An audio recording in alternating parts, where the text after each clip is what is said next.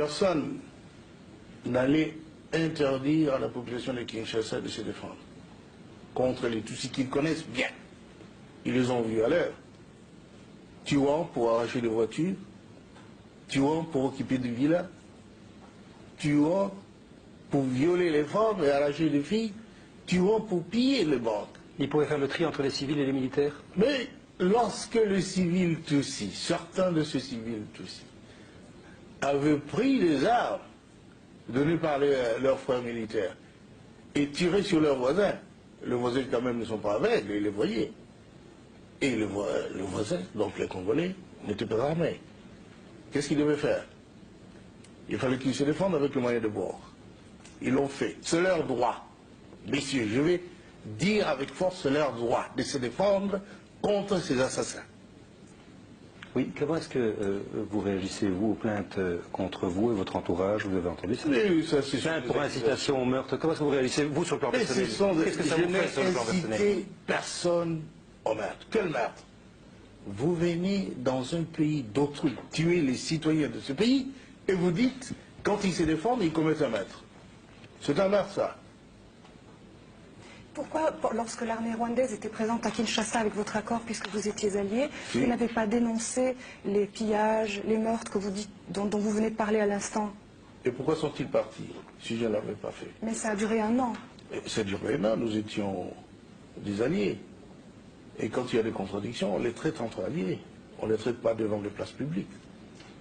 Vous avez fait partir parce qu'ils se comportaient mal, à votre avis? Parce que d'abord, ils ont massacré des gens sans que le gouvernement congolais sache à Bandaka et à partir de Kisangani. Deuxièmement, parce qu'ils se conduisaient en pays conquis, tuant, pillant, je viens de le dire, et puis ils se sont même immiscés dans la politique intérieure de notre pays. Est-ce que ça n'est pas, excusez-moi, est-ce que ça n'est pas relativement normal dans la mesure où vous avez fait appel à eux pour arriver au pouvoir? Ils ont demandé quelque chose en échange. Ou vous y attendiez? Enfin. Messieurs, notre alliance était une alliance d'intérêt. Comment allait-il durer au pouvoir si nous n'avions pas, nous, forces armées congolaises, maintenu les Hutus en état d'incapacité opérationnelle? Ils en avaient besoin. Et c'était de ça que nous avions parlé lorsqu'ils devaient nous laisser le temps de faire passer les armes pour entrer aux Zaïre alors. Nous n'avions qu'une mission, chasser la dictature chez nous et démocratiser la société. Les deux, nous sommes contents de ce qui s'était fait. Mais ils ont voulu maintenant plus. Oui. Ils ont voulu être le maître de notre pays. Et ça, c'est impossible. Avez-vous échappé à des tentatives d'attentat? Pardon? Avez-vous échappé à des tentatives d'attentat? On en parle, mais ils ont comploté. En fait, c'est vrai, ils ont comploté, ils ont monté un coup d'État le 2 août pour essayer de m'assassiner et prendre le pouvoir. Vous savez la suite. Monsieur le Président, depuis ce lundi, il y a une plainte qui a été déposée contre vous en Belgique, mais également en France, contre vous et contre certains membres de votre entourage pour crimes contre l'humanité. Comment réagissez-vous et vous sentez-vous menacé? Écoutez, c'est de l'amusement. Hein. Crime contre l'humanité. Qui avions-nous tué? Et moi et mon entourage. Nous n'avons tué personne. Mais il faut le prouver. Mais le 25 août, par exemple, vous avez lancé un appel à la radio demandant à la population de prendre les flèches, les lances pour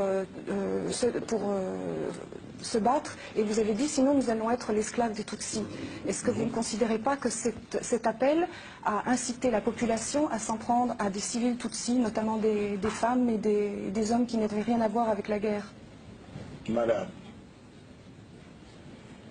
je ne suis pas forcé de vous dire qu'il ne faut pas croire que notre peuple est si naïf pour laisser les esclavagistes venir l'égorger, les soumettre à des exactions que notre peuple connaît tellement, parce que voisin des Tutsis et des Hutus. Et vous vouliez que le peuple congolais ne défende pas par l'appel de son chef, son territoire, sa vie. Qu'est-ce que c'est pour un pays? Même chez vous ici en Europe, on a fait des appels pour vous défendre contre les nazismes. Et alors, vous voulez que les Congolais laissent venir d'autres nazistes, d'autres racistes, les occuper et qu'ils ne se battent pas parce qu'ils n'ont pas d'armes? Ils peuvent utiliser nos flèches et tous les moyens qui se trouvent dans leurs mains. Et ils l'ont fait. Est-ce que ça veut dire que lorsque vous êtes alliés avec les Rwandais au début de la guerre de libération, vous avez fait preuve de naïveté si vous ne saviez pas qu'ils étaient comme ça, puisque maintenant vous dites qu'on sait bien qu'ils sont comme ça? La question, mais est-ce que vous avez mal choisi, est-ce que vous avez mal choisi vos alliés? Nous n'avons pas mal choisi les alliés.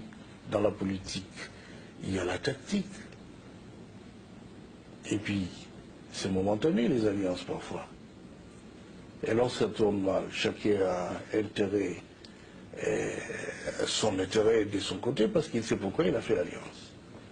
Je n'ai pas mal choisi mes alliés parce que c'était un bon choix. Ce sont les alliés qui ont tourné Kazakh. Et non, non.